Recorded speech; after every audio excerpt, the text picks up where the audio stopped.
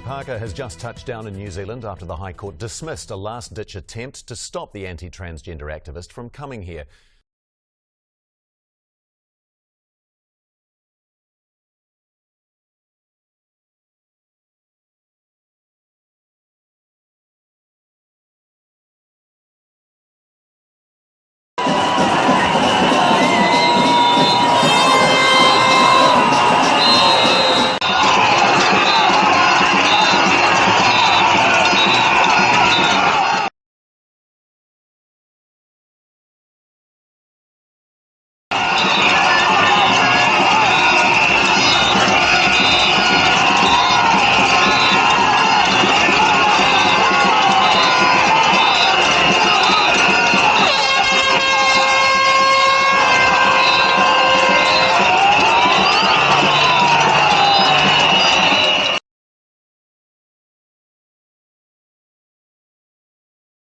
Excuse me, there's some serious stuff going on in there, and it really needs to be dealt with. This is not good enough.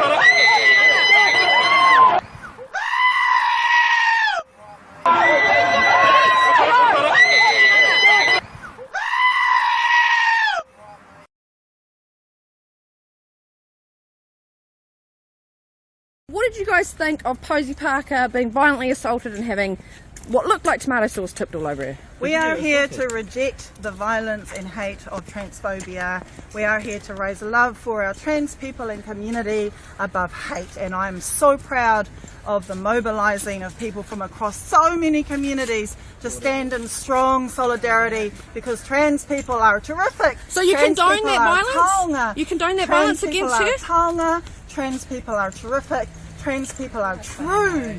Trans people are fantastic, and trans people are tired of being oppressed and discriminated. But they're not. I am a prevention violence minister, and I know who causes violence in the world. It is white cis men. That is white cis men. Okay, but so what is a woman? What is a woman? So trans are taonga. What's a woman? Trans women are women.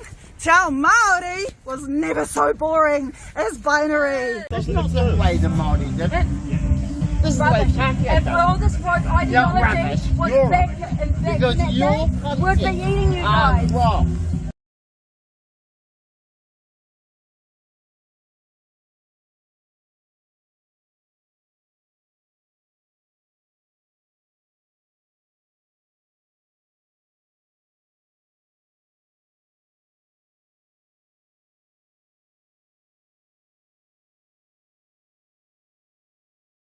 It's so crazy that what you're saying here, although it's backed by the literature, it's obvious you have an expertise in this area, that this is labeled as transphobic. Yeah, this is a transphobic Well, it's even worse than that, because the data, and this was known, let's say 10 years ago before this all became an issue. Ken Zucker in Toronto, he was the world's leading authority on transgenderism. He divided it into two parts. There's the autogynephilic types. Those are the guys who get sexual kicks from dressing up in women's clothing and then go do drag queen story hour. Say, well, we're just, pristine and pure. It's like, no, you're not. You're getting a sexual kick from dressing up in women's clothing. And let's not bloody well forget it. And you can't even say that now, but every clinician worth his salt knew that for decades. And then there's another subpopulation, and those are usually gender non-conforming kids. And, like a conservative skeptic might say there's no such thing. It's like, no, there is. So your typical gender non-conforming kid would be, this would be the perfect target for this, would be feminine boy or a masculine girl who's high in trait openness, so has kind of a mutable identity, who's also high in neuroticism. And there's lots of kids like that. And so they don't fit in that well with their peer group. They're tomboy girls or feminine boys. And then if you track a lot of them, some of them develop body dysmorphia. They're not very happy with themselves at puberty because they don't fit in.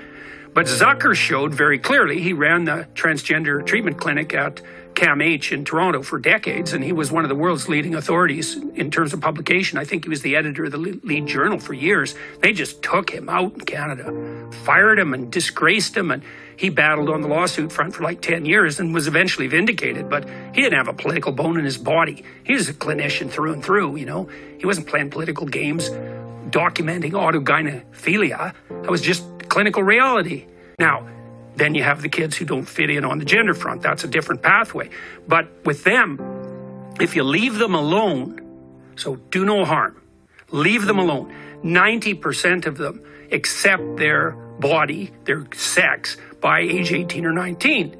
And 80% of them are gay. So what that also means is, and the gay community is going to wake up to this sooner or later, is that most of the kids being sterilized and mutilated are gay. 80% of them. So I don't see how the LGBT alliance is going to hold up under that sort of reality. So, yeah, that's for sure, man.